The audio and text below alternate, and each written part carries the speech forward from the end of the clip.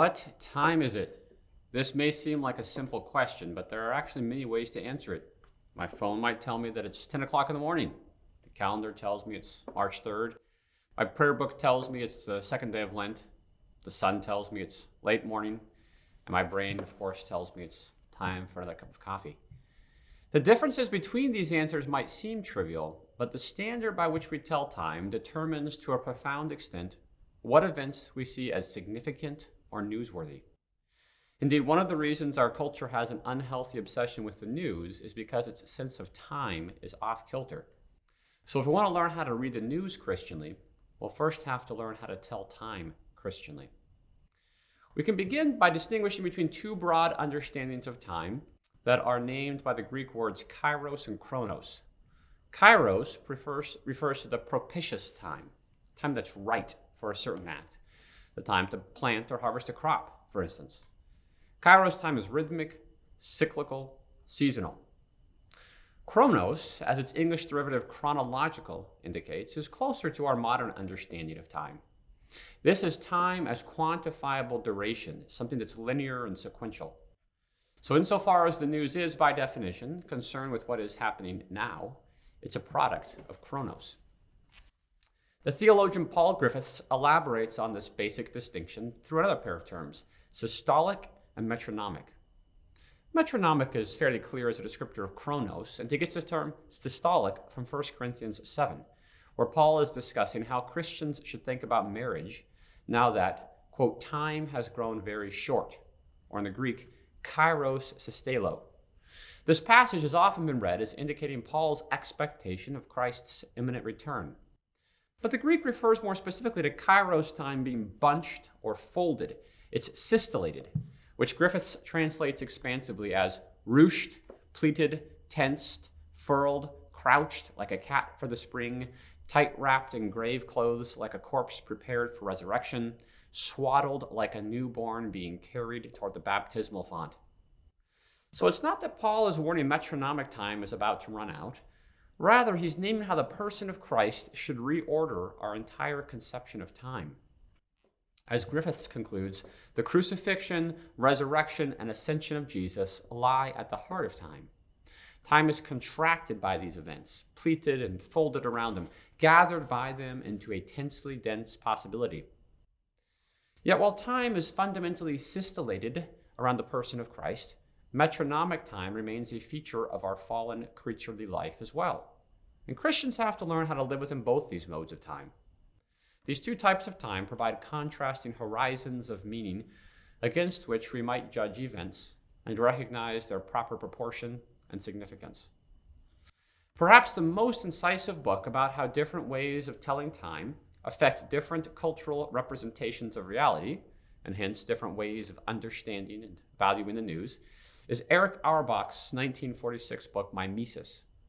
This might seem like an odd work to draw from to help us think about the news, but Mimesis will be our touchstone for much of the talk today.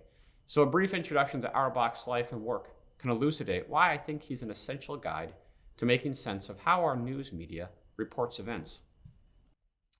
Auerbach was a German Jew who earned his doctorate in law before the outbreak of the First World War. He then spent 4 years fighting in the German army, and after the war he shifted from law to literature and earned a doctorate in Romance philology. He was carving out a career for himself and publishing on Dante and Vico, but in 1935, Nazi racial laws forced him from his professorship at a German university, and he moved to Istanbul, where he taught and wrote until the conclusion of World War II. And it was while he was living in exile, watching his nation wreak destruction upon his fellow Jews and so many others, that he wrote Mimesis. Auerbach certainly lived through many newsworthy events, yet as a Jew, he found himself on the wrong side of the Nazi version of history. And this experience seems to have led him to investigate other ways of judging the meaning of his life and its historical context. In Mimesis, Auerbach is seeking a way to ascribe significance to individuals that doesn't rely on the arc of Nazi historical ideology, an arc that bends toward the glorious supremacy of the Aryan master race. Auerbach frames his narrative as a historical survey of how literary authors represent everyday life. In brief, he argues that Homer and other authors of classic antiquity maintained a separation of styles. There was a high, serious, sometimes tragic style used to portray the activities of the nobility or the gods, and then a low comic style for the vulgar affairs of everyone else. But the incarnation of Christ violated this division, and the spread of Christianity led to different ways of mingling or interweaving the high and the low. The two most prominent forms of realistic mingling were first the Christian or figural realism that developed in the 12th century. We'll look at Dante as an exemplar of this in a few moments. And then later the historical realism that developed in revolutionary France and came to dominate modernity. What Auerbach calls the high style usually relates affairs of Kairos time, whereas the low style represents events happening in Kronos. So read with this understanding, his narrative illuminates how different cultures have understood these two modes of time and how this relationship determines, to a great extent, what kinds of people, actions, and events are deemed significant or newsworthy. So to put it crudely, we can group the ways that cultures represent contemporary, everyday social reality, or the news, into three categories. One is that only Kairos matters. The second is that only Kronos matters. And the third, which I'll argue in the next lecture is the proper Christian perspective, is that the events of Kronos matter only insofar as they participate in the Kairos drama of God's dealings with creation. This way of framing matters oversimplifies Auerbach's nuanced narrative somewhat, but I think it provides a serviceable heuristic to guide us through this next section. So first, Kairos. We inhabit a culture steeped in Kronos. Those of us for whom a homogeneous calendar is second nature can have a difficult time grasping what it might be like to live within a local, idiosyncratic dating system. Such systems were keyed to various Kairos cycles.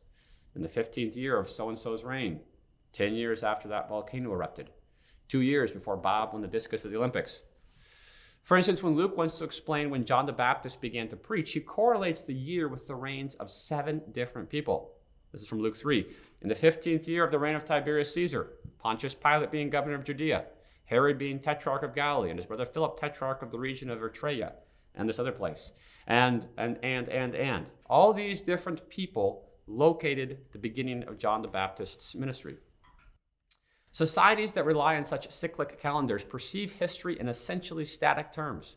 Fortune's wheel may move different individuals up and down, but there's no arc of history. There's no possibility of news that would fundamentally disrupt life's endless cycles. So, who or what is newsworthy according to this Kairos understanding of time? Not much. Cultures tuned to Kairos cycles have little reason to value events simply because they happened to have occurred in recent Kronos time. Without a historical consciousness, a sense that cultures develop and change over time, there's little motivation to see significance in what happens to be new. Today, however, all the newspapers and TV reports and online essays that are published will carry the same date, regardless of where they originate. This is a truly remarkable feat of global synchronicity that would be unimaginable for most of human history. As consumers of the news, we're primed to ask how our lives take on meaning within this unfolding linear timeline. So when we open a newspaper or scroll through our newsfeed, we participate in what Benedict Anderson calls a ceremony that is incessantly repeated at daily or half-daily or hourly intervals throughout the calendar. What more vivid figure for the secular, historically clocked, imagined community can be envisioned? The one thing that unites all the stories in a newspaper or social media timeline is this shared chronological time. One spokesman for this Kronos-dominated view is the German philosopher Hegel. As he puts it, reading the morning newspaper is the realist's morning prayer. He goes on to explain that one orients one's attitude toward the world either by God or by what the world is. In many ways, Hegel is the patriarch of our contemporary obsession with the news. It is his understanding of history that leads us to find the significance of our lives within the context of our news feeds. For Hegel, history follows a kind of ontogenetic process. Just as biologists can track the development of an embryo through its various stages of growth into a mature human person, so philosophers can trace history's inner logic as successive human cultures move toward their natural end. It's as if there's some universal spirit that is progressively unfolding in human societies. And then each age has its own zeitgeist that represents a stage in this larger developmental process. So it's unthinkable for those of us living at a later developmental stage in human history to consider returning to a more juvenile one. Hegel's philosophy proved persuasive, in part because of technological and scientific advances that occurred in the decades following his work. Railroads and telegraphs, photography, and automobiles provide the plausibility structures that make it feel as if we are participants in some grand drama of human development. Technological progress makes moral or historical progress seem plausible. After all, if we have flush toilets and antibiotics, surely we are not tribal and brutal and nasty in the ways that our ancestors were. If we can stream videos and automatically adjust thermostats with our smartphones, surely we are more morally advanced than cavemen. Charles Darwin's scientific theories contributed to this sense of progress as well by situating humans as the climax of a long biological progression. Of course, Hegel's heirs have fiercely disputed the precise character of historical progress. Karl Marx's historical materialism sees progress as driven by conflicts arising from changes in the means of production, and he predicted these conflicts would culminate in the proletariat seizing the means of production. More common today are various types of Whiggism, which see history culminating in technologically advanced, Western-style liberal democracies. As Christopher Lasch defines this mindset, Whigs view history as the story of never-ending improvement. The most famous, or notorious, encapsulation of this view is Francis Fukuyama's The End of History and the Last Man. This Whiggish bias leads us to divide the world into developed nations and developing ones. Apparently, the developing nations are going to continue to grow until they look just like Western liberal democracies. Such language implies these liberal societies represent the telos, or the end, toward which human civilizations naturally tend. And this language and its assumptions so deeply permeate our culture that it's easy to forget that reading history as a meaning-bearing transcript whose significance we can discern is not a natural, obvious act. It depends upon the philosophical underpinnings provided by Hegel and German historicism. So Erich Auerbach was deeply influenced by this Hegelian tradition, and it informs his analysis of historical realism, an aesthetic that locates the significance of individual lives and events against the backdrop of historical development. Auerbach proposes a two-part definition of this historicist aesthetic and its serious treatment of everyday life. First, it elevates socially inferior human groups to the position of subject matter for problematic or existential representation. And second, it embeds random persons and events in the general course of contemporary history, the fluid historical background. So historicism doesn't just provide a way of viewing the past, it also shapes how we understand the present. Describing the development of German historicism, Auerbach remarks that a change in our manner of viewing history will of necessity soon be transferred to our manner of viewing current conditions. In this particular case, we come to view the present as a piece of history whose everyday depths and inner total structure lay claim to our interest, both in their origins and in the direction taken by their development.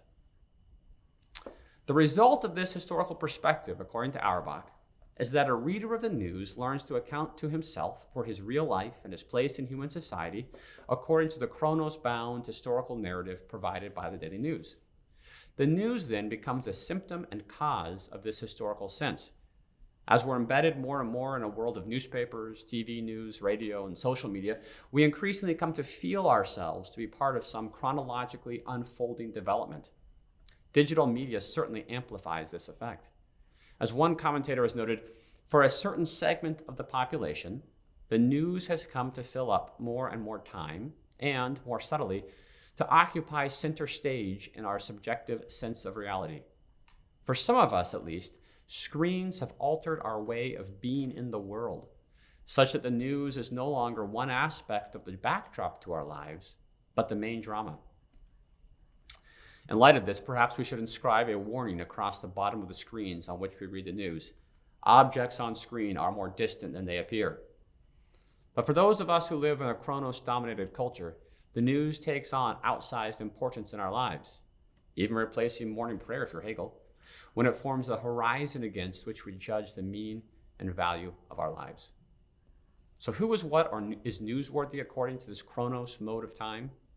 Well, in brief, it's the people and events that participate in the drama of historical development.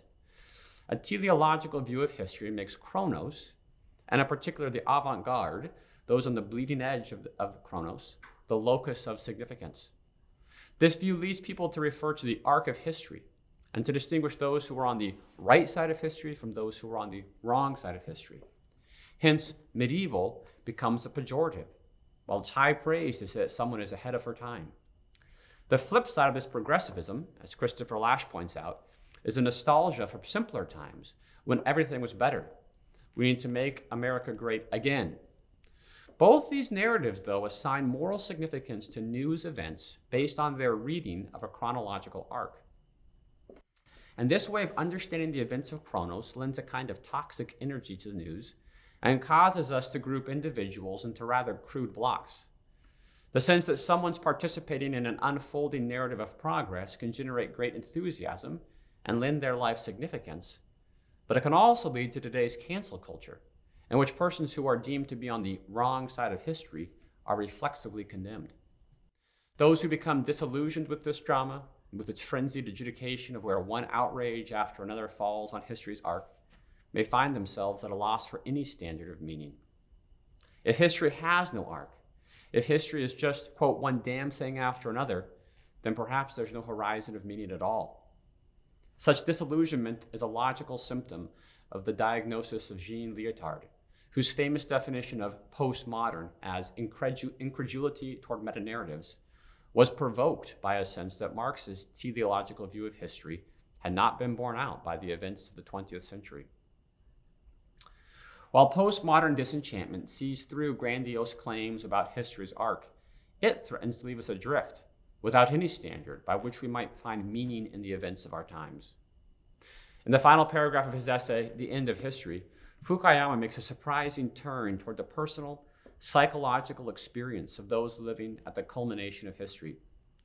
The end of history, he writes, will be a very sad time. Why is this? Because history will no longer serve to give our lives meaning.